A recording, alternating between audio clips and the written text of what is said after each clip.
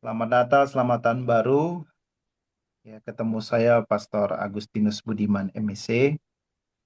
Saya saat ini tugas di Merauke sebagai Ketua Yayasan Pendidikan MSc. Nah, saat ini saya sedang ada di luar Merauke. Saya ada di satu tempat di namanya Bovendigul. Bovendigul itu kabupaten tersendiri lagi di luar dari Merauke. Di Bovendigul itu pernah tercatat di sejarah Indonesia itu tempat pembuangan Muhammad Hatta. Jadi di Bovendigul itu ada penjara Muhammad Hatta, sekarang menjadi situs budaya di sini.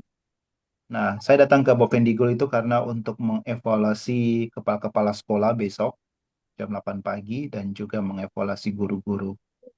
Jadi guru-guru dan kepala sekolah juga harus dievaluasi supaya meningkatkan kinerja kerja mereka. Nah, salah satu tugas dari ketua yayasan.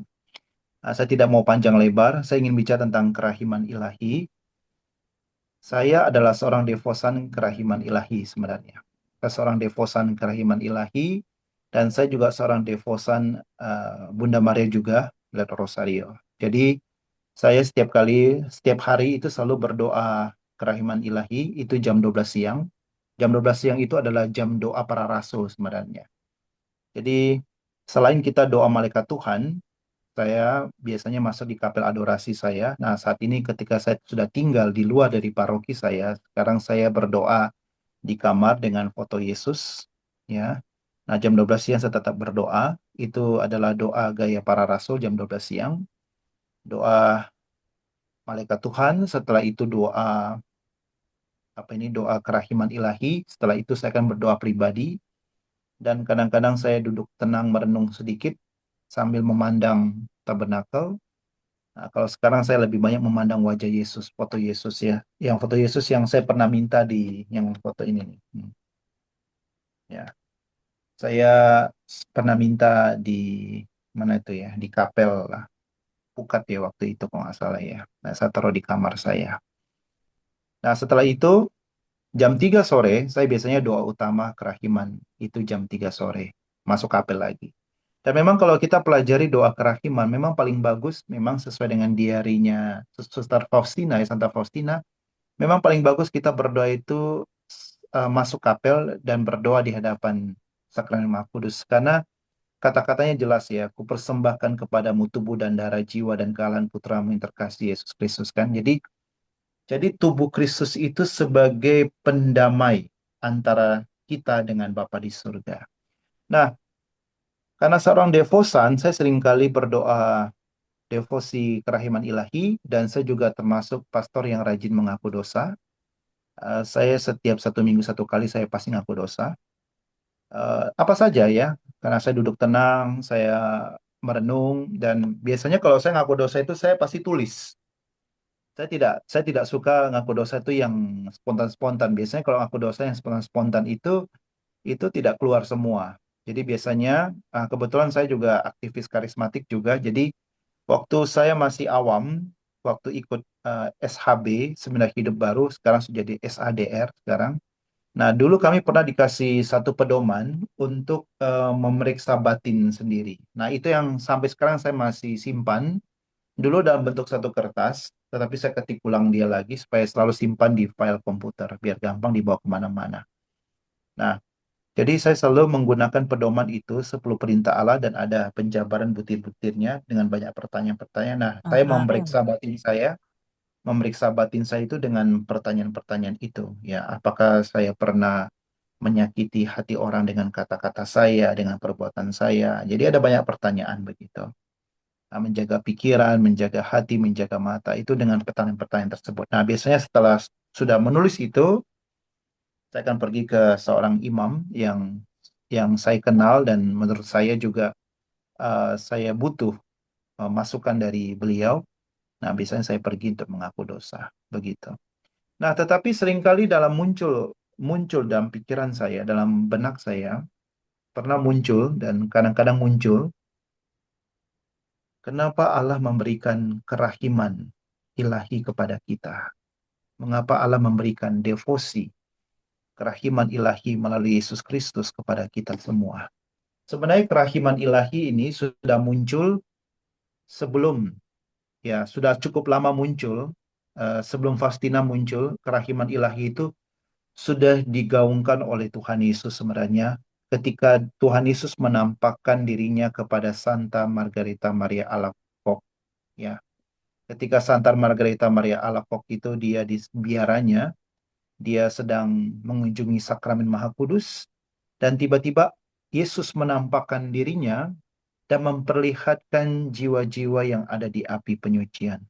Jadi kalau misalnya ada yang mengatakan ini ajaran api penyucian ini datang dari mana? Ya sebenarnya ajaran api penyucian itu memang kan kita akar dari juga dari Yudaisme sebenarnya. Kan kita harus akui bahwa kita adalah akar dari Yudaisme. Nah, orang Yahudi sendiri percaya bahwa kita juga harus mendoakan orang-orang yang sudah meninggal untuk meminta pengampunan dari Tuhan. Tetapi jelasnya tentang api penyucian itu tidak terlalu jelas di dalam Yudaisme. Mereka bilang Hades ya, Hades dalam bahasa Yunani ya. Nah, tetapi dari Yesus Kristus dia menunjukkan lebih jelas kepada Santa Margareta Maria Alacoque penderitaan luar biasa juga jiwa-jiwa di api penyucian yang pernah saya bahas juga ya waktu itu ya, di tempat lain waktu tentang Maria Sima. Nah, di situ Yesus juga menampakkan penderitaan jiwa-jiwa di api penyucian dan meminta Santa Margareta Marita Alacoque itu untuk banyak mendoakan jiwa-jiwa di api penyucian.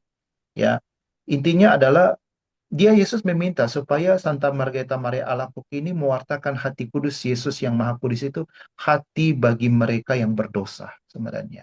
Nah, sebelum Yesus menampakkan diri kepada Faustina, lebih jelas lagi tentang kerahiman. Yesus sudah menampakkan diri kepada Suster Santa Margareta Maria Alacoque tentang hati kudus Yesus. Nah, di dalam hati itulah ada pengampunan. Jadi dia minta suster itu untuk mendoakan jiwa-jiwa itu, memasukkan mereka ke dalam hati Yesus, supaya mereka pun mendapat pengampunan. Nah, lebih jelas lagi ketika Yesus menampakkan diri kepada Suster Faustina dan menunjukkan kerahiman yang luar biasa kepada jiwa-jiwa DP penyucian. Nah, saya seringkali muncul dalam benak pikiran saya, kenapa Tuhan memberikan kerahiman kepada kita manusia? Dalam perjalanan saya menemukan memang manusia itu sangat rapuh, sangat amat rapuh. Ya, kalau kita punya kebiasaan mengaku dosa rajin, ya, kita pasti akan bisa melihat bahwa seringkali kita tanpa sadar jatuh pada dosa yang sama dan seperti ada pola, pola ini, pola ini, pola ini. Nah, tanpa sadar pola-pola itu tuh menunjukkan ketergantungan kita dan keterikatan kita di situ. Nah, setan itu sangat tahu posisi itu. Nah, dan ketika kita dalam keadaan, nah, saya pernah memberikan satu materi di Surabaya tentang kuasa gelap ya. Ketika kita dalam keadaan lelah, capek, dalam keadaan misalnya kita kan dalam hidup manusia kan tidak langsung selalu stabil ya. Kita kadang-kadang ada sangat holy sekali, suci sekali, tapi kadang-kadang kita itu bisa jatuh down sekali. Nah, dalam keadaan itulah ya tanpa sadar kuasa lain itu memanfaatkan itu sehingga kita sering jatuh lagi. Nah, dan memang dosa-dosa juga banyak dipengaruhi juga kadang-kadang melalui juga luka-luka batin yang pernah kita alami. Nah, tanpa sadar misalnya orang yang selalu mencari kesenangan, kenikmatan, itu kalau ditelusuri lebih jauh lagi, itu biasanya itu berhubungan juga dengan sakit hati, luka batin, kebencian, sehingga dia tidak mampu lagi untuk menahan itu, maka itu dia banyak melarikan diri kepada hal-hal yang menyenangkan. Nah, tetapi saya merenungkan kenapa Tuhan memberikan kerahiman ilahi kepada kita manusia. Saya menemukan begitu rapuhnya manusia. Dan manusia tidak mungkin akan bisa terus mengaku dosa kan. Nah, beda dengan kalau Anda tahu cerita tentang Martin Luther ya. Dia dia seringkali mengaku dosa. Bahkan bukan cuma 1 minggu ya, bukan 14 hari itu, tapi dia setiap jam itu dia mengaku dosa. Dia mengaku dosa 1 jam, 2 jam jatuh lagi, ngaku dosa lagi. Nah, sebenarnya ini tidak sehat sebenarnya. Ini sangat tidak sehat ya. Sampai Martin Luther sendiri mengatakan manusia itu ketika jatuh dalam dosa itu manusia itu sudah korup. Ya, waktu dia mengatakan ketika Adam dan Hawa jatuh ke dalam dosa, berarti manusia itu sudah korup, sudah rusak sama sekali. Jadi mau usaha apapun manusia tetap manusia korup. Hanya rahmat, hanya hanya rahmat keselamatan yang bisa menyelamatkan manusia. Maka itu mereka kan ada namanya sola gratia, hanya rahmatnya. Nah, tetapi bagi kita, orang Katolik, manusia jatuh dalam dosa, dia tidak korup. Ya, dia tidak, manusia memang jatuh dalam dosa, dalam tanda kutip, produk rusak ya. Tetapi Tuhan melalui kerahiman ilahi itu ingin menyadarkan kita bahwa melalui kerahiman ilahi inilah kita yang gagal, kita yang rusak itu akan diperbaiki pelan-pelan dan menuju kepada kesempurnaan. Nah, maka itu gereja Katolik tidak pernah mengatakan bahwa ketika manusia jatuh dalam dosa itu memang tubuh manusia itu korup, tidak. Itu bagian yang lain ya, bagian gereja yang lain yang mengatakan Martin Luther pencetus pertama. Tetapi bagi kita orang Katolik, ketika manusia jatuh dalam dosa, memang dia pada saat itu gagal. Dia rusak, tapi tidak korup sampai habis, sampai tidak bisa diperbaiki. Tetapi melalui kerahiman ilahi inilah kita pelan-pelan disempurnakan. Nah, karena manusia kan tidak mungkin akan mengaku dosa terus setiap hari, setiap jam, ya. Karena memang kita akui bahwa tubuh manusia ini sangat rentan. Nah, maka itu Tuhan memberikan satu doa yang membantu kita untuk memperbaiki diri kita. Karena setiap kali manusia jatuh dalam dosa, itu ibarat seperti vas bunga yang pecah dan retak begitu. Pecah dan retak. Nah, yang mengelem, yang merekatkan kembali adalah devosi kerahiman ilahi dan puncaknya adalah kita mengaku dosa kepada imam dan disempurnakan melalui perayaan Ekaristi. Itu sebenarnya. Jadi sebelum kita sampai pada sakramen tobat, membantu kita sungguh-sungguh bertobat, kita ditolong, kita dibantu untuk menyadarkan diri kita untuk bergerak menuju pada kesempurnaan. Itulah devosi kerahiman ilahi. Nah, saya tidak mau panjang lebar. Kalau bicara tentang kerahiman ilahi, saya paling suka menggunakan Injil anak yang hilang. Itu saya paling suka di situ. Karena kalau kita pelajari anak yang hilang, itu sangat jelas kerahiman Bapa itu sangat luar biasa. Nah, Injil yang cerita tentang anak yang hilang itu kan cukup panjang, ya. Nah, di tempat ini saya akan bahas tentang anak yang hilang. Kita akan bedah dia satu-satu. Saya akan menggunakan secara kitab suci juga. Nah, dalam kitab suci itu kan juga ada cara menafsirkan kitab suci, ada banyak kritik ya, ada kritik teks, kritik sejarah, kritik narasi, dan kritik lain sebagainya. Nah, saat ini dalam forum ini saya akan membahas tentang anak yang hilang itu menggunakan cara menganalisis kitab suci secara kritik narasi, artinya ceritanya kita bedah. Nah, kalau kritik narasi itu setiap barang, setiap tanda itu, setiap simbol itu punya makna. Nah, dan saya akan bongkar di sini dan juga kita pakai sis in Leban. Sis in Leban itu berarti konteks situasi yang hidup pada zaman Yesus sehingga tidak lepas dari konteks. Nah, ketika kita menafsirkan satu kitab suci, kita perlu menggunakan salah satu kritik dan juga tausis in Leban supaya kita tidak tersesat dalam menafsirkan itu semua. Oke, saya akan coba bongkar pelan-pelan dan maka itu kita akan menemukan kerahiman Allah yang sangat luar biasa di situ. Dan dan kita bisa hubungkan dengan apa yang kita lakukan dalam ritus kegiatan liturgi kita sehari-hari. Yang pertama, ketika anak anak bungsu, Bapak kan punya dua anak, anak sulung dan anak bungsu ya. Nah, ketika anak bungsu meminta harta kepada bapaknya dan bapaknya masih hidup, itu sebenarnya ada dosa yang sangat berat karena apa tanpa sadar dia menyumpahi bapaknya cepat meninggal. Karena kan sebenarnya harta warisan kan diberikan ketika orang tua meninggal. Nah, ketika seorang anak meminta harta warisan kepada bapaknya dan bapaknya masih hidup, itu tanda lain itu adalah dia mengharapkan bapaknya cepat mati. Ya, itu dosa yang sangat berat juga ya, ya mengharapkan orang tua cepat mati. Nah, tetapi akhirnya kan Bapak memberikan jatah porsi dia kepada anak yang bungsu dan dia pergi ke tempat lain, artinya dia keluar dari keselamatan. Nah, Yesus katakan, "Akulah pokok anggur yang benar dan engkaulah ranting-rantingnya." Ya, ranting bisa berbuah kalau dia bersatu dengan pokok anggur, dengan pohon. Kalau dia terpisah, maka dia menjadi kering dan akan dibakar. Dan itu yang terjadi oleh anak yang hilang. Bapa itu adalah pohon yang besar, sumber kehidupan. Tuhan Yesus itu adalah pohon kehidupan yang sangat luar biasa ya. Kalau Anda pernah nonton film apa ini yang makhluk-makhluk biru ini ya, Avatar. Avatar itu mereka kan ada pohon apa itu ya, yang sebagai pohon leluhur mereka itu yang menampung kehidupan itu apapun. Nah, sebenarnya konsep Avatar itu James Cameron itu dia mengambil juga sebenarnya Injil juga ada di situ ya. Akulah pokok anggur yang benar dan engkaulah cabang-cabangnya, ranting-rantingnya. Nah, itu avatar-avatar itu seringkali itu pergi berdoa di pohon itu, ya bahkan bersatu dengan pohon itu untuk mendapatkan energi yang luar biasa. Cuma konsepnya hampir mirip. Nah, ketika anak Ya, itu kamu tahu pergi, ini. Aku pernah ikut ngomong ini. ketika ketika ketika ketika anak itu pergi meninggalkan Bapa, berarti dia terpisah dengan Bapa dan hasilnya apa? Memang dia kering betul. Ya, dia habis, hartanya habis, dia mengalami penderitaan, bahkan untuk mengisi perutnya pun tidak ada yang mau kasih dia, bahkan ampas babi sekalipun. Nah, tetapi yang menarik adalah anak ini ketika dia menyadari dia sangat menderita, dia teringat dengan pengalaman dia masih bersatu dengan bapaknya.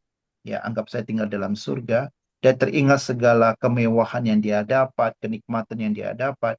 Akhirnya itu membuat dia ingin kembali sebenarnya. Nah, sebenarnya kalau kita perhatikan, sebenarnya dia tidak murni juga sebenarnya untuk kembali. Karena dia kembali karena dia merasa susah dan dia teringat segala kemewahan yang pernah dia terima. Dia merasakan nikmatnya ketika saya masih bersatu dengan Bapa. Nah, ini sangat penting juga ya bagi kita semua. Ketika kita mengaku dosa, kita itu merasa sangat bahagia, sangat tenang, sangat damai. Nah, perasaan inilah yang harus kita syukuri, harus kita keep sebenarnya. Ini untuk apa? Karena pengalaman yang membahagiakan itu akan menyadarkan kita ketika kita berjumpa atau masuk dalam satu situasi yang tidak menguntungkan kita. Ya, misalnya ketika waktu kita mengaku dosa kan kita merasa damai, sukacita, merasa kudus, suci, holy segala macam kan. Tapi dalam perjalanan akhirnya kita jatuh dalam dosa. Nah, perasaan yang tertinggal inilah yang mengingatkan kita bahwa saya suka sekali untuk merasakan damai itu. Maka itu saya harus keluar dari ini dan kembali untuk merasakan ini. Nah, ini yang perlu kita yang harus kita keep ya, ketika kita habis mengaku atau kita syukuri rasa damai itu. Karena apa? Karena ini akan mengingatkan kita kembali bahwa pentingnya kita bersekutu dengan dan kita bertobat kepada Allah. Nah, ini yang membuat akhirnya anak ini pulang. Anak ini pulang kembali kepada Bapa dan ketika dan ketika anak ini pulang, Bapa bisa melihat dia. Nah, ini juga kalau kita tarik tentang Adam dan Hawa, tentang Adam dan Hawa. Waktu Adam dan Hawa belum makan buah terlarang itu kan dia kan Bapa itu melihat dia dengan luar biasa ya, melihat dia bisa bercengkerama dengan binatang ya, dengan pasangannya luar biasa. Nah, ketika dia jatuh dalam dosa, pertanyaan pertama yang Bapak ajukan kepada manusia pertama adalah engkau ada di mana?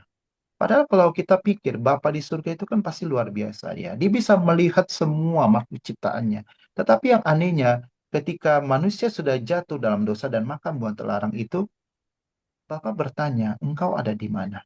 Itu artinya dosa kan membungkus kita sebenarnya, membungkus kita dari hadapan Bapa sehingga kita tidak terlihat lagi dan bagaimana caranya dan bagaimana bisa doa kita bisa tembus kepada Bapa sedangkan kita terbungkus. Bagaimana rejeki bisa masuk sedangkan kita terbungkus.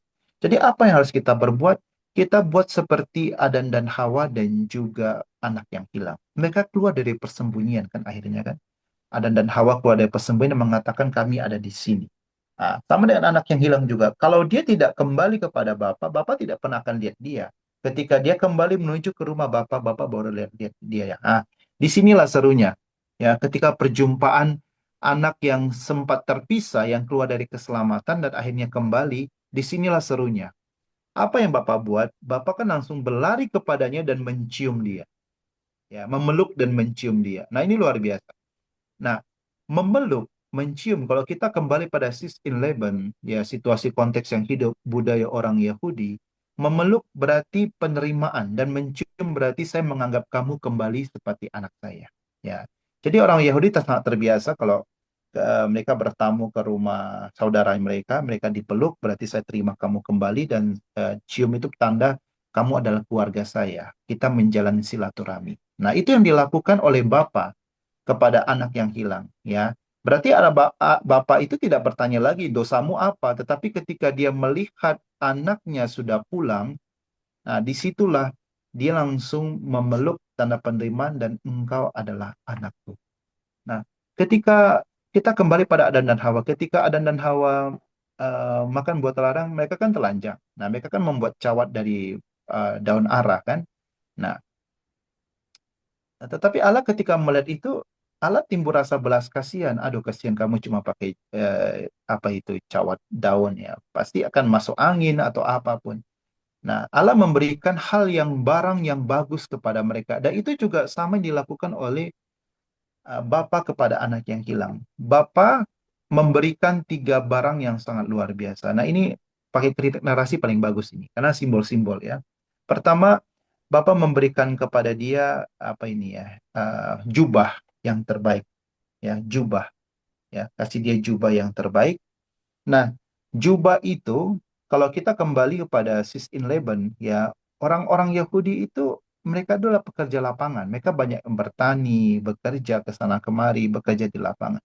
Mereka jarang sekali pakai jubah-jubah panjang. Ya, Yesus katakan, engkau melihat orang-orang pakai jubah-jubah yang panjang. Jubah-jubah yang panjang itu tinggalnya di istana. Berarti jubah yang panjang itu tuh kepunyaan raja. Nah, jadi anak yang hilang itu ketika sudah diterima, dipeluk, dicium, tanda bahwa kamu anak saya, kamu keluarga saya, itu dia dibungkus dengan jubah jubah kemuliaan sebenarnya, jubah dan kamu sebagai anak raja sebenarnya. Itu yang pertama. Yang kedua adalah dia Bapak itu memberikan dia itu cincin, ya, cincin. Cincin itu tanda persatuan ya, mengikat kembali ya. Suami istri harus punya cincin ya, simbol persatuan pengikat kembali. Nah, orang-orang Yahudi secara sis in Leben, situasi konteks yang hidup pada saat itu, ya sis in Leben pakai bahasa Jerman. Orang-orang Yahudi yang kerja di lapangan itu jarang sekali pakai apa ya perhiasan karena mereka bekerja ya. Kalau pakai perhiasan itu bisa jatuh ya. Nah, jadi cincin perhiasan itu dipakai oleh para bangsawan. Jadi ketika dipakaikan cincin itu disatukan kembali, kamu diikat kembali. Yang berikutnya itu Bapak itu memberikan dia sepatu. Nah, sepatu. Nah, kembali pada sisi inleben lagi, kritik narasi lagi ya, simbol ya.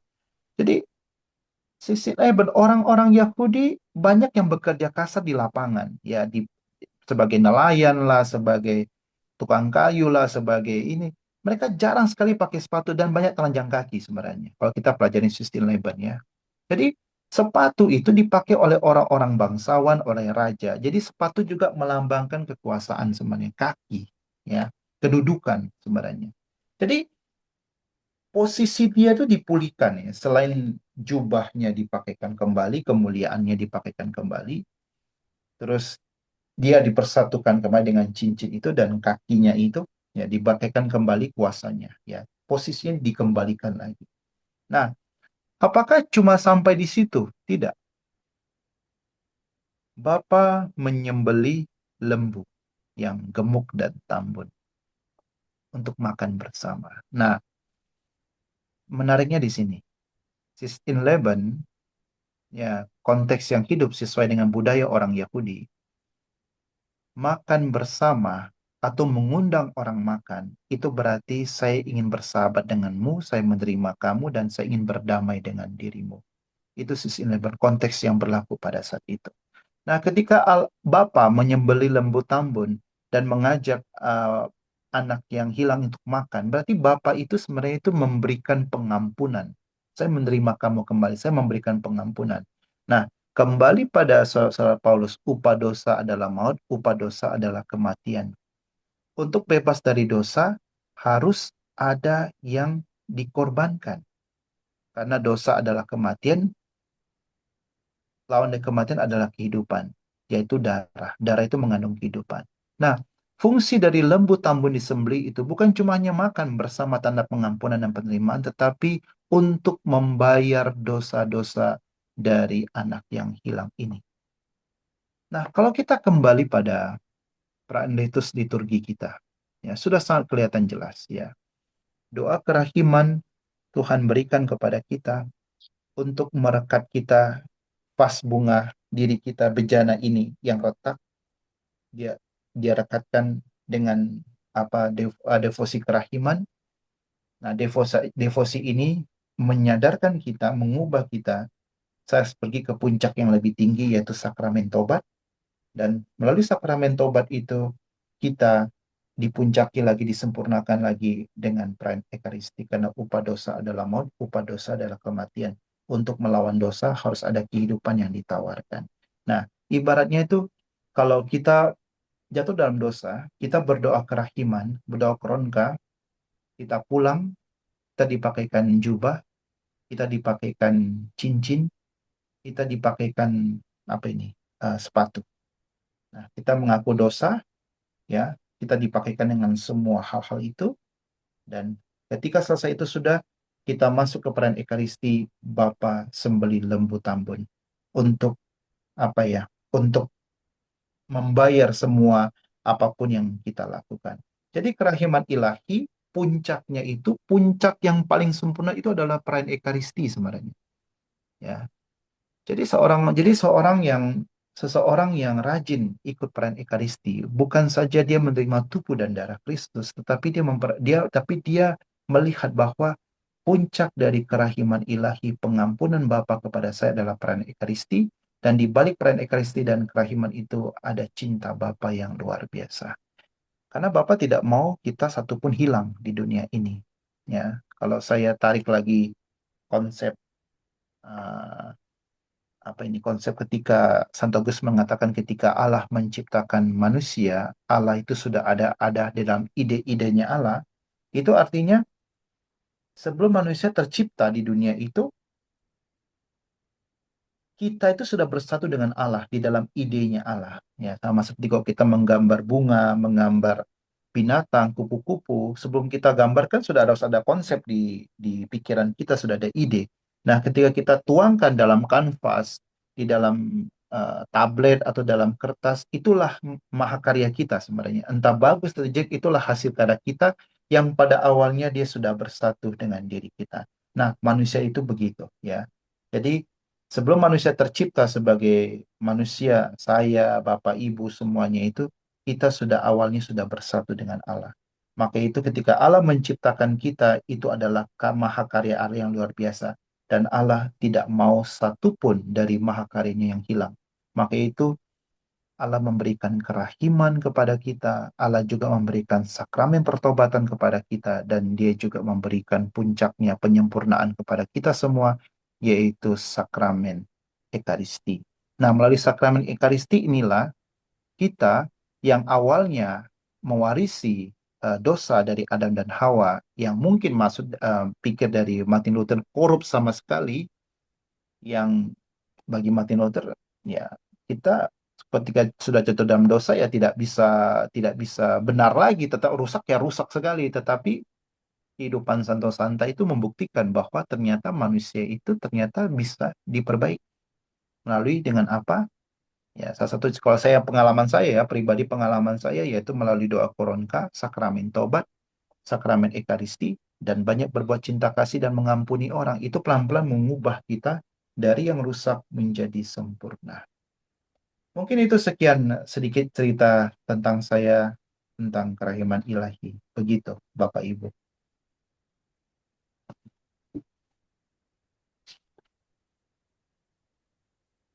Romo, terima kasih. Saya Ya. beberapa kali mendengarkan tafsir mengenai anak yang hilang, tapi hari ini saya sampai terpukau. Romo Oh, begitu. memberikan memberikan wawasan dari sudut sudut yang berbeda. Bagus sekali, Hmm. Romo. Eh, Teman-teman ada yang mau bertanya? Kalau saya nggak bertanya, saya eh, baru menyadari ya, begitu tanda-tanda yang Alkitab ternyata penuh dengan tanda-tanda. Kalau kita Betul, sungguh sungguh membaca betul, dengan hati, betul, aduh, betul. makin makin harusnya makin mencintai Allah karena Allah begitu mencintai kita. betul, Gambarannya adalah anak yang hilang. betul, Memberi betul. jubah, memberi cincin, memberi sepatu, yaitu menghargai kita Iya, sedemikian. Ya, betul, tentu kita betul, juga diminta memperlakukan yang sama dengan saudara-saudari kita, tidak mudah menghakimi, tidak betul, mengejek, karena Allah sendiri betul, adalah contoh hidup buat kita. Teman-teman ada yang betul. mau bertanya atau bersharing? Silakan atau langsung saja, nggak usah ditulis. Silakan teman-teman.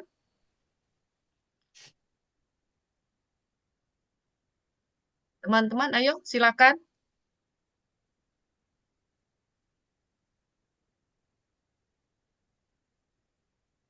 Oke, bercerita sedikit tentang, nah inilah pentingnya ketika kita menafsirkan kitab suci. Memang basic saya adalah kitab suci sebenarnya. Karena skripsi saya adalah tentang gelar-gelar Yesus di Injil Markus. Nah, Hmm, saya menggunakan kritik narasi. Ya, kritik narasi atas gelar-gelar Yesus.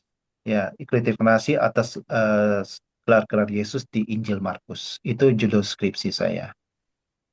Skripsi saya itu sebenarnya sudah bukan skripsi lagi, sebenarnya itu sudah tesis sebenarnya. Kalau menurut dosen ya, kalau menurut saya sih ya. sudah bukan bukan bukan skripsi kan, paling 60-70 kan sudah bisa jadi skripsi kan, ya kan? Hmm. Saya punya skripsi sampai 200 halaman lebih loh. Oh, apa Itu boleh sudah kopi itu, Romo? boleh boleh karena kita di seminari itu agak lain di seminari itu ya. Jadi tergantung tema yang dia ambil harus dia gali lebih dalam karena kalau cuma hanya setengah-setengah biasanya dosen-dosen itu tidak terlalu suka. Jadi dan kebetulan memang tema saya itu cukup berat dan cukup luas. Jadi saya harus menggali itu cukup dalam. Ada 4 bab lagi waktu itu skripsi saya. Ya, pertama itu adalah inventaris gelar-gelar Yesus di Injil Markus. Saya harus tunjukkan di ayat mana gelar-gelar Yesus di ayat ini dia ngomong ini. Banyak sekali. Ya, habis itu pola dinamika, pola hubungan. Saya masih ingat sekali itu skripsi saya itu pola dinamika, pola hubungan. Berarti di dalam di dalam gelar-gelar Yesus di Injil Markus itu ada permainan. Ya, loncat sana, loncat sini, loncat sana, loncat sini. Ya. Ada gelar yang muncul di pertama, nanti dia hilang cukup lama tidak muncul, nanti dia muncul lagi nanti di bab terakhir. Nah, ini menjadi satu pertanyaan. Ini kenapa ini? Berarti ada dinamika dan ada hubungannya. Terus yang ketiga itu baru klasifikasi gelar-gelar Yesus. Jadi makin merucut lagi, diklasifikasikan. Jadi seperti kayak ilmuwan ya, ya ini bakteri, virus, habis itu dipisahkan, ya, habis itu disatukan gitu. Jadi yang keempat itu adalah kesimpulan. Jadi memang ya itu sudah bukan skripsi, sudah tesis sebenarnya. Kalau Maka boleh itu saya nanti kontak apa? Romo minta minta di kopi Romo. Kenapa? Kayaknya menarik Romo. Mungkin berguna Betul, buat sangat saya. menarik, sangat menarik. Jadi ya itu, jadi saya banyak pakai kritik narasi karena kritik narasi itu lebih gampang, lebih menarik karena ada banyak kritik, ada kritik histori, kritik teks, ya ada banyak kritik ya. Uh, Kritik narasi paling enak karena itu membedah simbol-simbol yang ada di dalam kitab suci sebenarnya, gitu. Jadi Romo, saya boleh maaf ya, hmm, lanjut oke. Romo. Boleh. Jadi gini, kalau misalnya untuk berani menggunakan kritik narasi, jadi kita juga harus banyak membaca tafsiran-tafsiran dari para ahli. Ya, jadi jurusnya ya itu harus banyak-banyak banyak baca referensi-referensi. Kadang-kadang referensi juga saling bertolak belakang satu sama lain, ya tidak apa-apa. Ya, itu resikonya. Tapi yang enaknya kalau kita membahas kitab suci skripsi, karena sudah banyak membaca tafsiran itulah, sehingga bekal untuk membuat khotbah itu sudah ada banyak di dalam otak ini sudah banyak begitu. Hmm. Eh, Baik Romo, saya memulai dengan satu pertanyaan tadi terlintas Romo. Kalau kita Hmm. bicara mengenai anak yang hilang, kita selalu fokus dengan si bungsu. Nah, Hmm. yang berada di sekitar bapaknya, Hmm. apakah Anak dia sulung, anak anak sulung. sulung, apakah dia tidak merasakan, tidak mendapatkan juga kerahiman ilahi? kok sampai dia timbul rasa dengki, timbul merasa tersingkir, timbul merasa tidak diperhatikan. Bagaimana? Apakah kerahiman ilahi tidak menyentuh pada si anak sulung, Romo? Anak sulung itu sebenarnya menggambarkan bangsa Yahudi sebenarnya, bangsa Israel, bangsa Israel. Nah, cicak, cicak ini dia langsung cicak bunyi di sini. Tadi,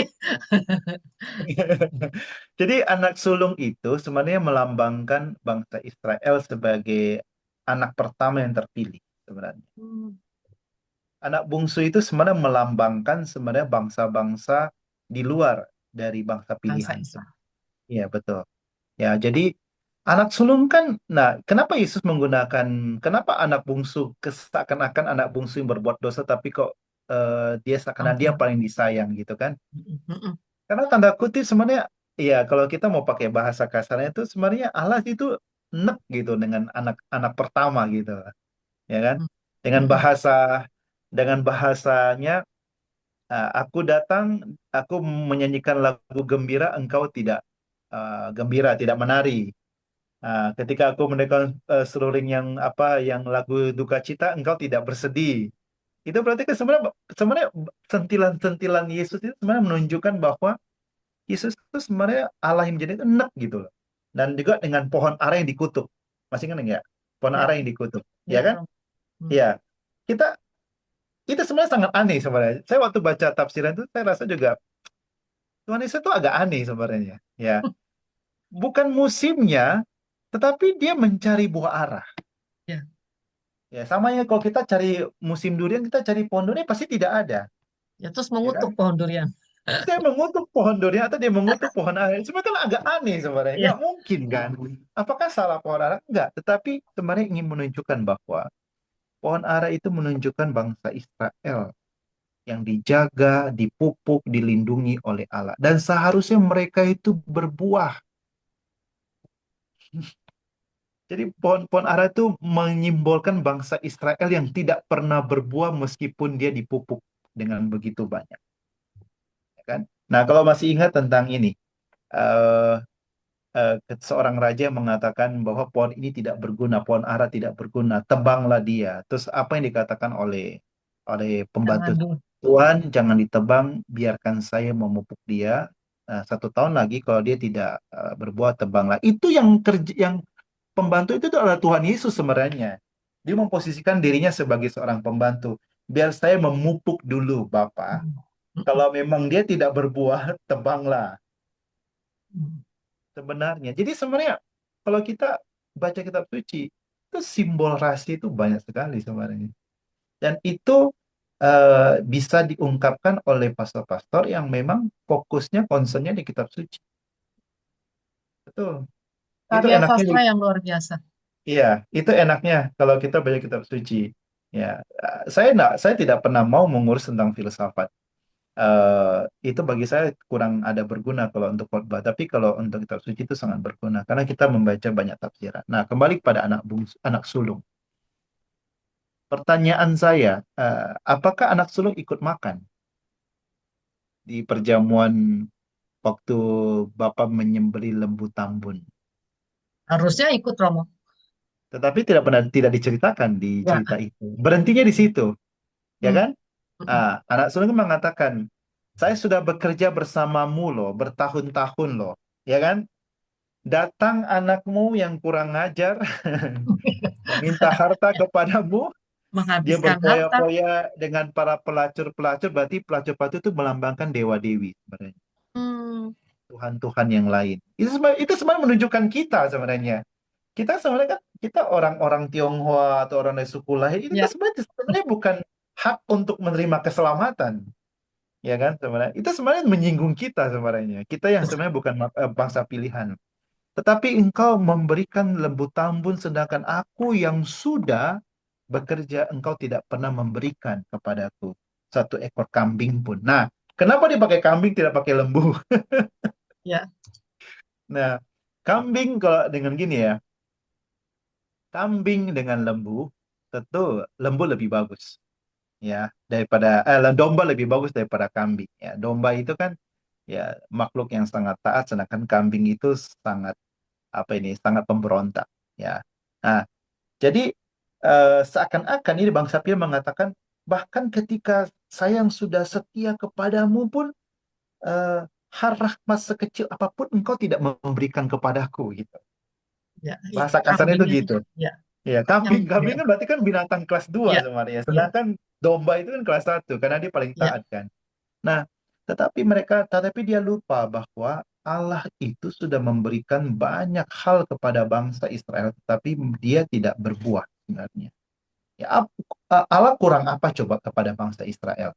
Ya, mereka dari satu orang bapak tua 75 tahun dipanggil dari Ur Kasdim.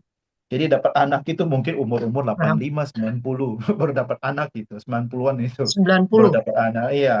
Baru berkembang besar, dijaga, ditaklukkan Ya, bangsa-bangsa itu. Mau kurang betul, apa betul. coba? Ya, Tetapi betul, betul. mereka tidak menghargai, mereka tidak bisa membaca bahwa Bapa ini memberikan satu rahmat besar kepada kami bangsa Israel. Nah, sama seperti anak-anak kita lah ya. Ini jujur saja, anak-anak kita juga kadang-kadang, papa mama ini tidak sayang saya sih gini gini gini. Kamu ke luar negeri, ke sana kemari, pakai gadget, rumah bagus, mobil bagus. Papa mama kurang itu apa coba? Makan satu hari bukan lagi 3 kali, 5, 6 kali lagi. Betul. Saya kemarin bosan dapat curhat dari satu bapak. Dia bilang, Pastor, saya kasih anak saya 1 bulan itu 5 juta, Pastor. 5 juta uang jajan setiap bulan. Itu pun dia masih bantah saya lawan-lawan saya. Jadi ya itu ya dialami. Ya ternyata bangsa Israel juga akhirnya karena buta juga melihat kebaikan Tuhan akhirnya menuntut. Dan memang kita lihat cerita itu berhenti di situ. Allah Bapak mengatakan bahwa apapun yang aku punya itu kamu punya sebenarnya. Kamu tidak perlu ngomong lagi, maaf pakai bahkan Bapak. Apapun Bapak punya, surga itu punya kamu sebenarnya. Ya, Bapak punya adalah kamu. Surga itu punya mereka, bangsa Israel sebenarnya. Hendaklah kamu berbahagia ketika adikmu itu pulang. Tapi tidak pernah diceritakan bahwa anak sulung itu masuk dalam perjamuan. Dan memang ternyata betul kan, memang ternyata memang bangsa Israel kan tidak akhirnya tidak masuk dalam perjamuan bangsa pilihan yang kedua kan sebenarnya kan. Kalau kita mau bahasanya itu kan memang nggak masuk sebenarnya. Nah, intinya yang masuk pada perjamuan itu adalah mereka yang menerima Allah dan menerima juga bangsa-bangsa yang tanda kutip pada awalnya tidak diselamatkan begitu.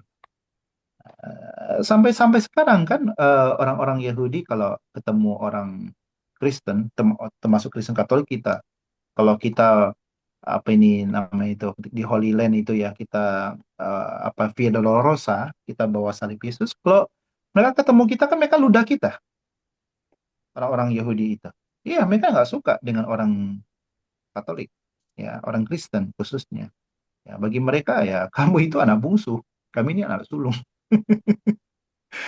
itu sedikit cerita ya begitu.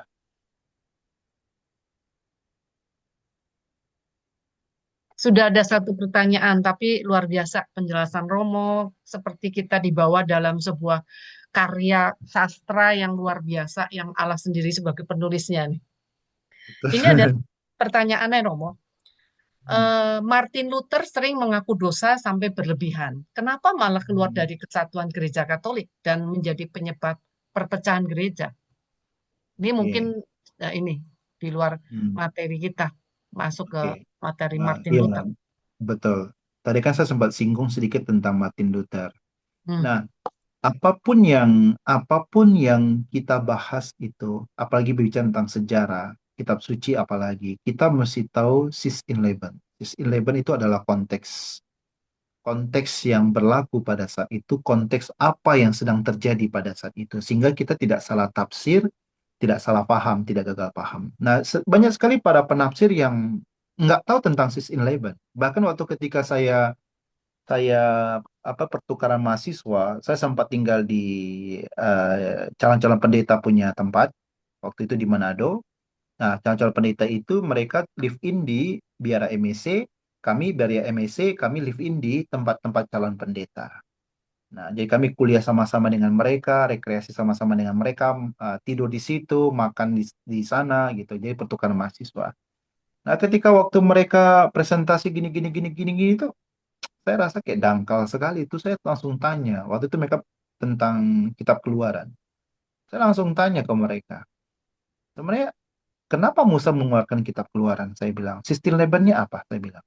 Wah, mereka saling baku lihat ya, saling lihat ya satu sama lain. Mereka kayak bingung gitu, apa ini sistem labor? Apa sistem labor ini kan? Saya bilang, apa sistem labor dari kitab Keluaran sehingga Musa itu mengeluarkan kitab Keluaran gitu. Dan mereka mengatakan kami tidak tahu sistem labor, bahkan kami baru dengar ini bahasa sistem labor ini. Dan akhirnya juga dosennya kalau nggak salah seorang S2 atau bagaimana, dia juga bilang, bilang, Frater, saya juga baru tahu namanya sistem labor. Saya bilang, astaga, sistem labor itu mata kuliah pengantar perjanjian lama, perjanjian baru di kami punya seminari, itu adalah semester 1 semester 2 punya mata kuliah. Jadi kenapa banyak orang gagal paham, gagal tafsir? Karena tidak tahu konteks ya. Sistem label sangat penting. Nah, sama juga kalau kita menanggapi satu berita, itu kita mesti tahu konteksnya apa dulu, sehingga kita tidak gagal paham. Nah, saya akan kembali pada Martin Luther.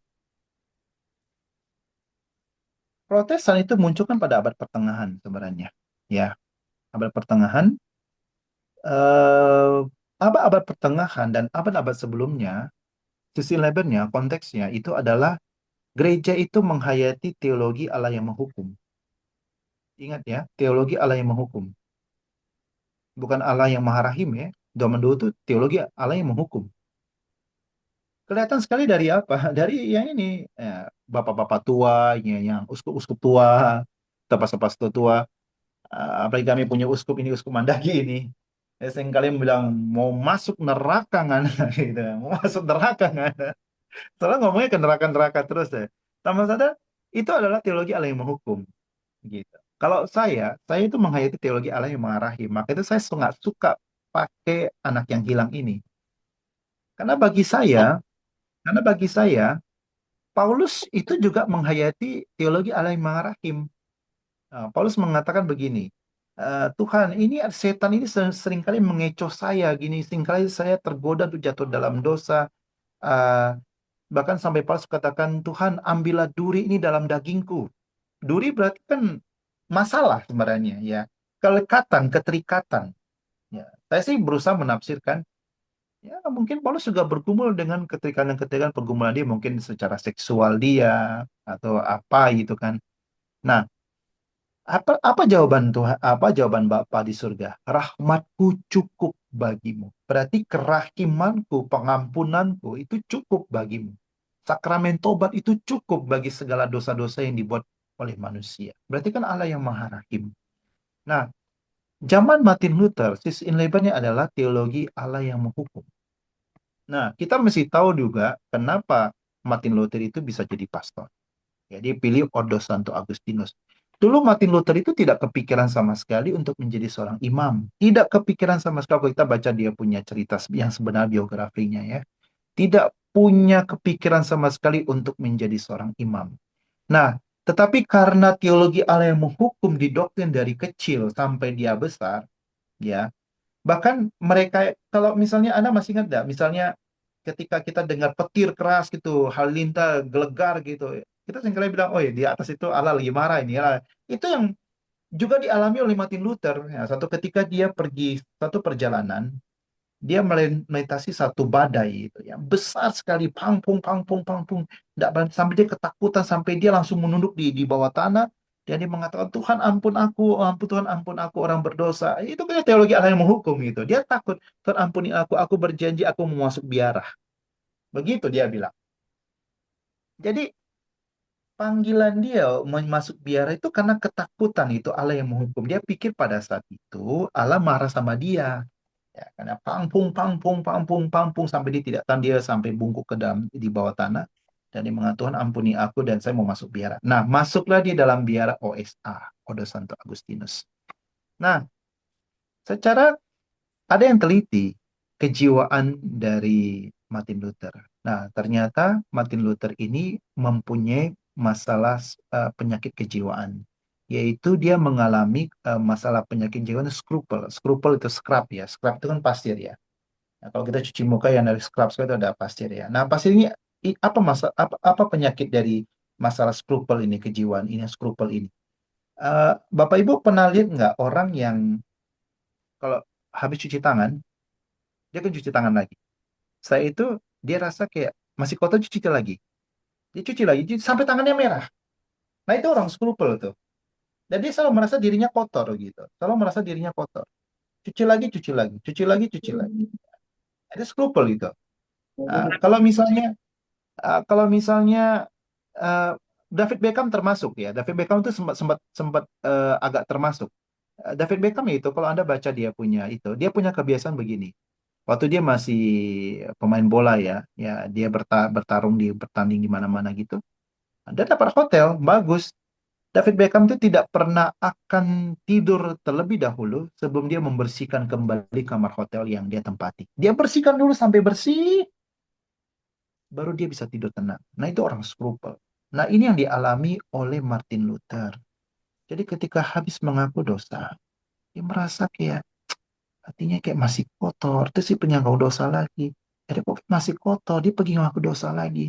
Ini orang scruple. Dia ada scruple dalam hati dia, dalam batin dia gitu loh. Dalam batin dia. Nah, akibatnya sampai titik kesimpulan bahwa ternyata manusia ini kalau sudah jatuh dalam dosa, dosa warisan oleh Adam dan Hawa, berarti manusia sudah korup betul ini, rusak betul. Buktinya saya, dia bilang. Dia melihat dirinya gitu loh. Dia tidak melihat santo-santa yang lain gitu loh kan. Nah, itulah berbahayanya ketika kita mengalami satu pergumulan, kita selalu melihat diri terus, selalu melihat diri terus. Tapi kita tidak mau keluar dan bercerita dan belajar dari pengalaman orang. Nah, itu yang dialami oleh Martin Luther, sehingga dia mengatakan dan dia mengajukan satu ajaran dari dia bahwa manusia ketika jatuh dalam dosa itu korup, habis betul-betul korup habis, hanya rahmat Allah yang bisa menyelamatkan manusia. Perbuatan manusia yang baik pun tidak ada gunanya. Maka itu mereka ada sola gratia. Nah, itu yang membuat dia akhirnya ya tanda kutip melihat dirinya sangat sangat negatif gitu. Eh, eh, bahwa manusia pun membuat apapun yang baik tetap akan korup terus, tidak pernah akan menjadi sempurna. Nah, dia lupa melihat Santo Santa. Ya, Santo Santa itu kan pada awalnya juga kan rusak sekali ya, rusak termasuk pendiri dia kan, Ordo Santo Agustin kan awalnya rusak. Tapi buktinya bisa berubah menjadi orang suci. Kalau dia mengatakan demikian, berarti dia menolak namanya inti, bahkan rahmat musisat dari sakramen pembaptisan. Nah, sakramen pembaptisan ini kan membersihkan manusia dari dosa-dosa dan keterikatan dosa-dosa asal, dan membersihkan dosa-dosa yang lain sebenarnya kan. Nah, kalau dia mengatakan kalau manusia ketika jatuh dalam dosa dia korup total semua, berarti apa gunanya sakramen pembaptisan? Kan begitu. Nah, itu itu yang saya bisa cerita sedikit. Semoga itu memberikan pencerahan. Jadi kita selalu kembali kepada sis in leben, konteks. Nah, itu bisa dipakai juga dalam kehidupan sehari-hari, Bapak Ibu ya. Ketika misalnya Anda melihat suamimu marah, kesel, atau istrimu marah, kesel, Anda bisa pakai sis in leben. Konteksnya apa ini? Ya, dia sedang apa ini? Nah, jadi supaya kita tidak gagal paham gitu. Nah, itu yang selalu saya pakai ketika saya menafsirkan kitab suci, membuat khotbah. Kita tidak boleh lepas dari konteks. Itu adalah frame, bingkai, ya framingnya. Karena kalau kalau tidak ada bingkai framing, kita bisa ngomong sembarangan. Nah, tadi saya di TikTok waktu sebelum Bu Vera telepon saya itu kan saya scroll TikTok tuh saya ada ketemu satu ibu ibu yang dia mengajar kitab suci. Dia mirip-mirip dengan Bambang Nursena lah, ya mereka berdua itu. Eh, Ibu ini mengatakan begini, ya, eh, Anda pasti sering kali mendengar murid-murid Yesus itu tidak terpelajar, ya kan? tidak terpelajar, tidak sekolah, orang-orang kasar, gini, gini, gini, gini.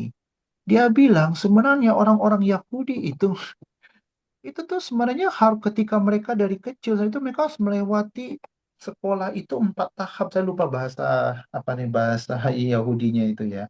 Ada 4 gini, gini, gini, gini, gini. Saya dengar dia menjelaskan, saya bilang, sama hati saya bilang, Ibu, Anda ngerti tidak sis 11 konteks? Yang kamu katakan itu adalah anak-anak dari kalangan kaum imam, anak-anak yang kaum bangsawan. Di konteks zaman Yesus itu ada banyak anak-anak yang miskin, yang tidak bisa mencicipi apa yang dialami oleh anak-anak dari kalangan imam, dari kalangan bangsawan. Akhirnya mereka tidak terpelajar, akhirnya mereka tidak sekolah, dan memang terbukti kan? Ken- Kenapa kenapa Yesus kenapa pada zaman para murid Yesus yang sudah bermisi di tanah di tanah Roma itu itu muncul banyak gambar-gambar di katakomba. Nah, gambar di katakomba itu bukan cuma hiasan dinding, tapi ingin menunjukkan pewartaan pewartaan Kristus menggunakan gambar itu lebih gampang daripada dengan menggunakan pewartaan dengan membaca atau dengan kata-kata dengan gambar. Nah, itu karena apa? Karena inleben situasi pada saat itu yang membaca menulis itu sangat sedikit, tidaklah sebanyak dengan orang-orang sekarang. Jadi jadi begitu ya. Jadi ya, apapun kita mesti tahu konteksnya apa dulu, supaya kita tidak mensamaratakan bahwa dia harus itu zaman dulu apa orang Yahudi itu gini gini gini gini. Iya sih, benar apa yang kamu bilang, tapi tidak semua anak-anak itu anak kalangan para imam, orang bangsawan. Itu yang kamu bicara itu anak-anak kalangan imam semua itu, yang mereka yang bangsawan-bangsawan begitu. Ya, sedikit ceritalah tentang kitab suci. Oke. Harap menjawab ya. Saya harap saya menjawab. Romo, ini belum ada yang tanya nih. Saya bertanya lagi tapi mungkin agak jauh ujungnya, Romo. Hmm. Sekarang yang kita tahu kan bahwa Allah Maha Rahim, Hmm. terutama seperti kita yang anak hilang, yang Hmm. dalam perjalanan hidup disadari atau tidak sadari, kita ini sebetulnya adalah pengumpul pengumpul dosa. Terus Hmm. kepada anak-anak yang misalnya lahir dari lahir belum melakukan dosa apapun, dia sudah lahir maaf, misalnya seperti yang kita bilang cacat, keluarga lahir dari keluarga yang sangat ya, sulit, bahkan untuk makan Hmm. bukan apa yang aku makan tapi hari ini makan apa, nggak ada. Jadi secara Hmm. ekonomi sulit. Nah, itu kerahiman ilahi menyentuhnya gimana, Romo? Yang mereka makan berjuang, kondisinya fisik pun mungkin bukan sekedar cacat fisik, tapi begitu banyak penyakit yang berurutan hadir datang. Bagaimana, Romo? Mereka menjalani hidup dengan belajar mempercayai bahwa Allah itu Maha Rahim. Oke. Sebenarnya saya mencoba menjawab agak luas ya. Karena gini, saya itu sangat percaya bahwa Allah itu memberikan satu modal kepada kita untuk hidup. Sebenarnya saya sangat percaya. Sangat amat percaya. Modal itu bukan masalah uang, tetapi segala kemampuan, segala keterampilan yang Tuhan berikan kepada kita yang kita dapatkan dalam perjalanan kehidupan. Nah, untuk misalnya bertahan hidup. Nah, dan memang kita nggak bisa pungkiri bahwa ada orang dilahirkan dengan sangat kaya, they have. Ada juga orang yang dilahirkan juga dalam keadaan yang tanda kutip, ya memang sangat kekurangan, seperti ibu bilang, ya. Bahkan ada yang dilahirkan dalam keadaan cacat, ya. Tetapi saya sangat percaya ada satu kata-kata yang bagus itu apa ya? eh Meskipun seakan-akan Tuhan apa ya tidak bekerja, seakan-akan tidak kelihatan Tuhan bekerja, tetapi alam semesta itu biasanya bekerja, membantu, begitu, ya. Ada banyak orang-orang yang mengalami susah dalam hidup, tetapi alam semesta membantu mereka. tiba-tiba muncul orang-orang yang tanda kutip yang menawarkan bantuan, mengangkat anak mereka, memberikan apa ini? Memberikan jasa, misalnya memberikan penawaran, ya saya akan bawa anakmu ke rumah sakit. Itu tuh sebenarnya alam semesta bekerja tapi melalui Tuhan sebenarnya. Nah, ini kembali juga kepada mereka yang mengalami ini.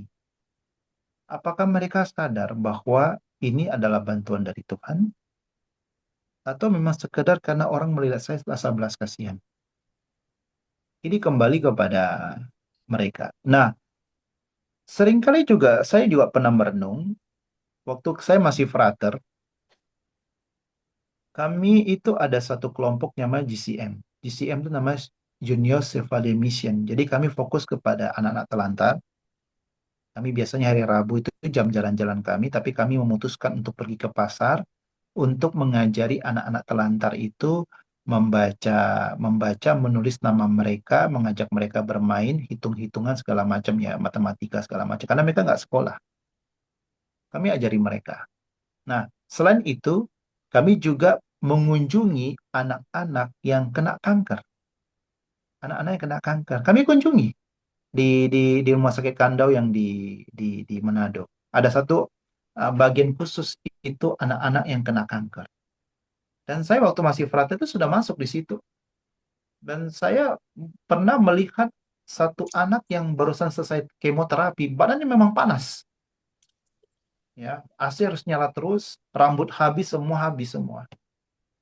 Nah, pulang dari situ, kami menghibur mereka, ngajak mereka menyanyi, menari, sampai mereka ketawa-ketawa. Eh, dalam hati saya, bisa jadi minggu depan saya pergi lagi, mereka tidak ada lagi. Bisa jadi. Karena sudah berapa pengalaman begitu. Ya, pergi, saya tanya, anak ini di mana? Oh, sudah meninggal, Frater. Aduh, kasihan. Jadi, ketika saya pulang dan membuat refleksi, itu muncul satu pertanyaan gitu. Tuhan, kenapa engkau menghadirkan orang-orang ini gitu loh? Gitu kan? Apakah seakan-akan dunia kayak tidak adil gitu loh? Seakan-akan dunia seperti tidak adil, ya kan? Ada anak-anak yang begitu sehat, begitu kelimpahan, tetapi mereka tidak pernah mensyukuri apapun itu. Tetapi ada satu pihak anak-anak yang begitu kasihan, kekurangan, sakit lagi, kanker lagi. Seakan-akan tidak adil. Tetapi akhirnya saya menemukan, ya mungkin saya percaya itu Roh Kudus bekerja. Melalui kehadiran mereka itulah yang cacat, yang sakit, yang mungkin dalam keadaan kanker, yang miskin itulah. Kita yang kecukupan, yang sehat, yang mempunyai kelimpahan, kitalah yang dipanggil oleh Tuhan untuk memberikan kerahiman sebagai bentuk kerahiman Tuhan. Itu yang saya temukan. Tuhan pakai kita sebenarnya. Ketika kita punya rasa kepedulian dengan mereka, menghibur mereka, mendoakan mereka, Tuhan itu ingin menunjukkan kerahiman Dia kepada mereka yang mengalami itu melalui kita, dan kesempatan kita juga untuk menabung pundi-pundi surga melalui mereka sebenarnya. Melalui mereka lah kita sebenarnya mendapat amal besar di surga sebenarnya dengan kehadiran mereka. Itu yang saya temukan akhirnya. Jadi kalau misalnya kita lihat orang-orang susah, bukan berarti Tuhan tidak menghargai. Enggak. Tuhan itu ingin menunjukkan kerahimannya itu kepada mereka itu melalui kita. Kita diutus untuk memberikan menunjukkan kerahiman Tuhan.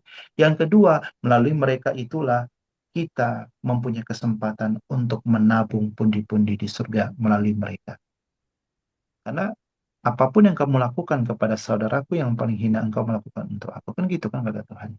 Itu tiba-tiba kesempatan kita untuk menabung pundi-pundi surga melalui mereka. Mereka merasakan kerahiman Tuhan melalui diri kita, dan kita juga akhirnya juga mendapat pundi-pundi di surga juga begitu. Semoga saya menjawab ya.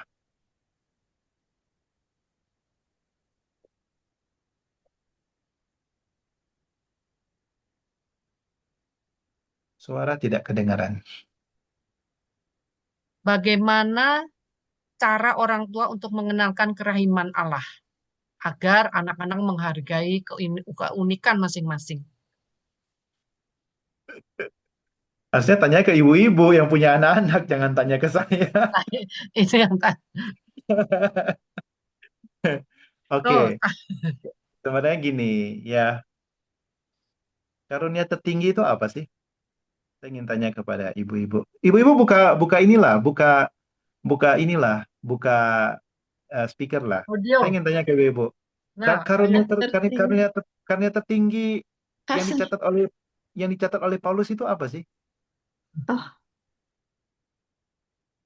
Karunia tertinggi yang dicatat oleh Paulus di dalam surat Paulus, karunia tertinggi.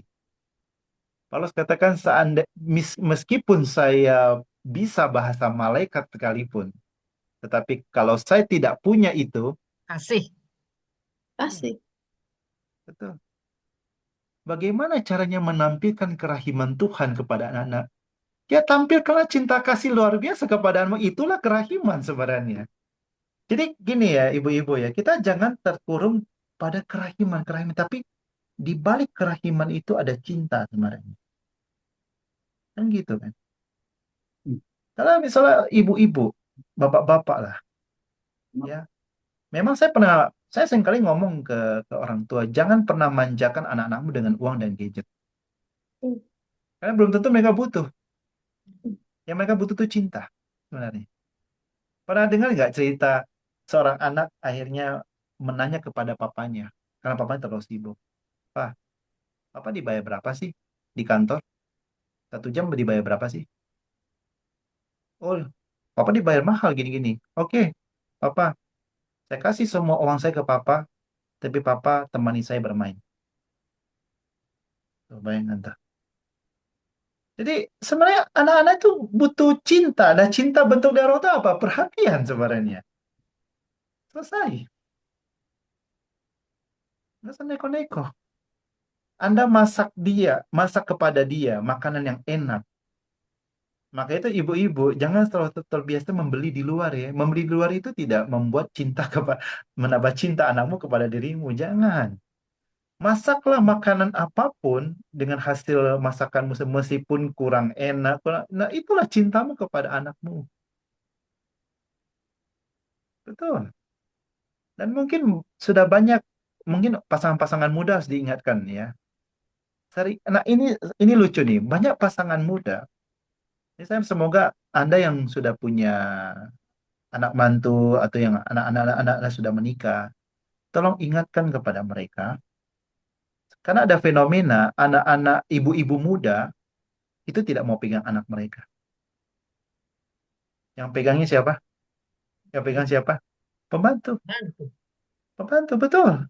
Tanpa sadar orang tua sedang membangun jarak dan ketidakpercayaan anak kepada orang tua tanpa sadar. Nanti bom waktunya pecah kapan? 15 tahun kemudian ketika dia sudah SMP.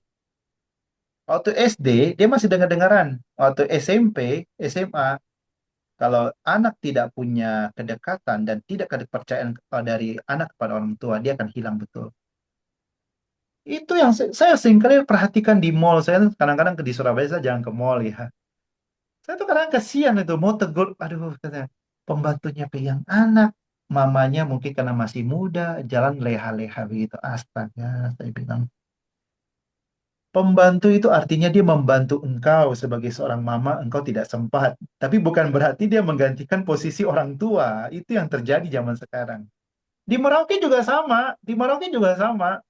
Jadi ada suami yang ngeluh ke saya. Aduh, pastor saya punya istri nggak pernah mau pegang anak dia. Oh, hati-hati saya bilang. Hati-hati. Dia sedang menyiapkan bom Hiroshima Nagasaki kepada anaknya nanti. Dan termasuk netek juga, ya. Yang netek itu yang memberikan ASI itu sangat penting. Tapi banyak sekarang ibu-ibu muda tidak mau kasih ASI kepada anaknya. Ini salah total. Dalam psikologi kami diajari, ya, kami diajari ketika seorang mama memberikan ASI kepada anaknya, itu mama itu sedang membangun kepercayaan kepada anaknya dan anaknya percaya kepada dia. Karena saling memberi sambil menatap mata itu membangun komunikasi dan saling percaya. Jadi tolong ingatkan anak-anakmu yang sudah nikah atau anak mantumu, kasih ASI ke anaknya. Dan di situ tuh itu kontak tuh interaksi saling percaya itu terbangun. Kalau enggak, nanti besok-besok nanti muncul masalah baru. Ngelulah ke Romo. Saya ketemu di Jakarta tuh. Dokter, kenapa ya anak saya kok nggak mau dekat dengan saya? Kenapa dia bawa pulang?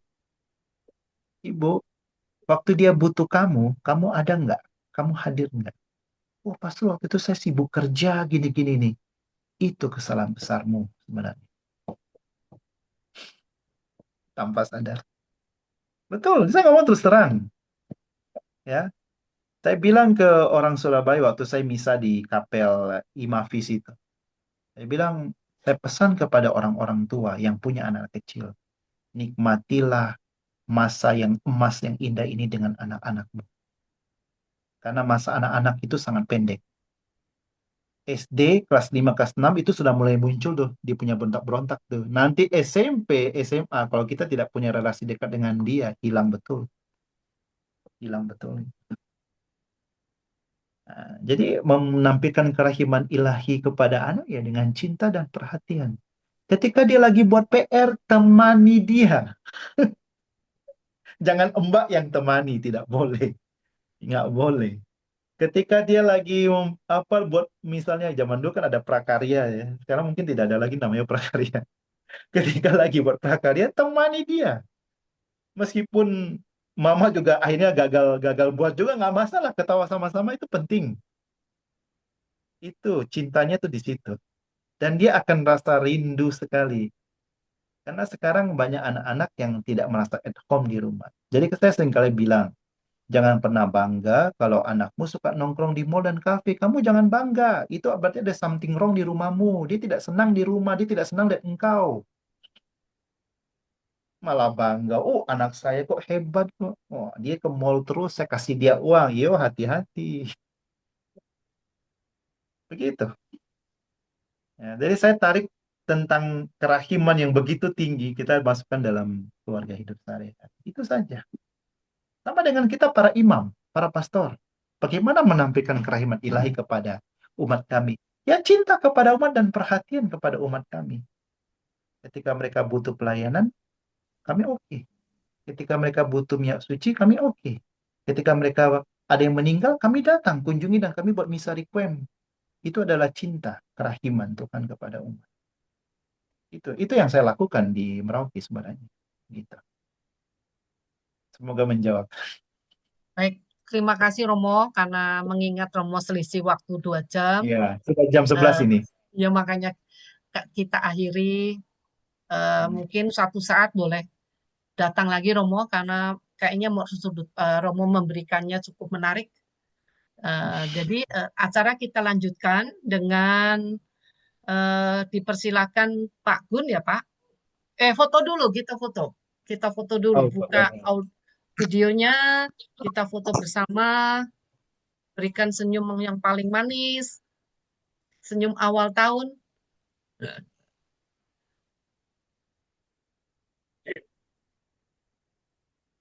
Silahkan Bapak Ibu, berikan senyumnya.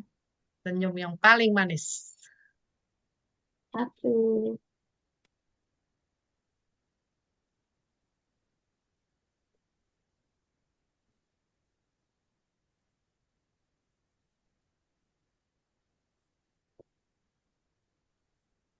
dua. oke, sah, Sah. Thank you, Rob. Thank you, sah. Pastor.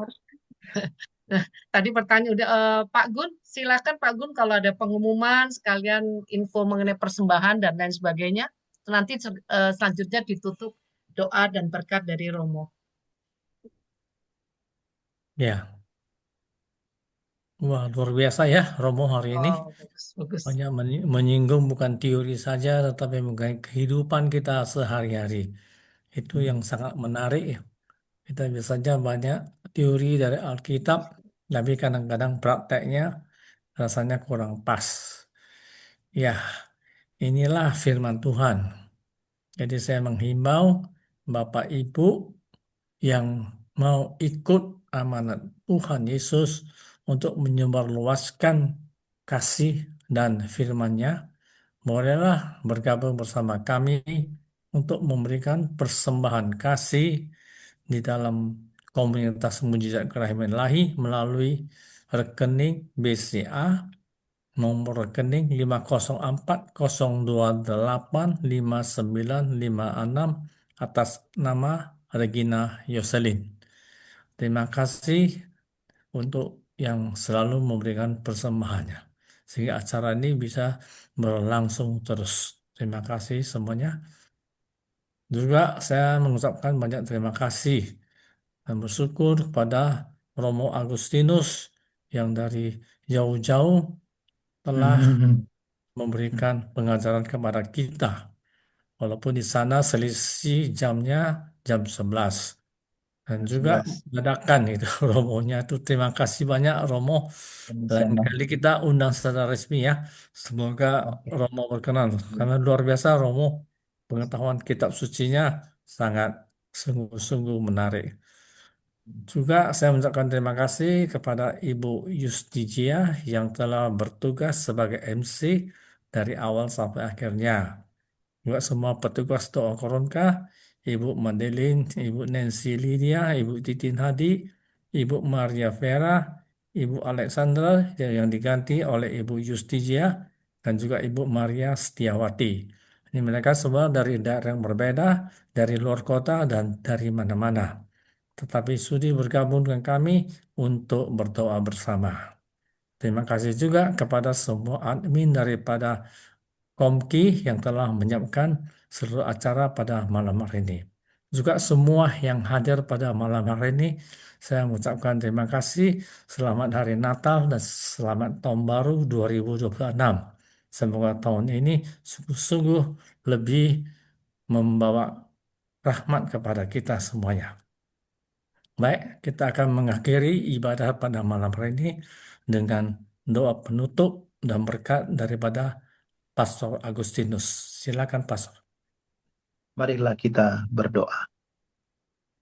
Terima syukur Bapa di surga yang kami puji. Engkau mengingatkan kami kembali akan cintamu yang luar biasa yang engkau simpan di dalam kerahimanmu sendiri.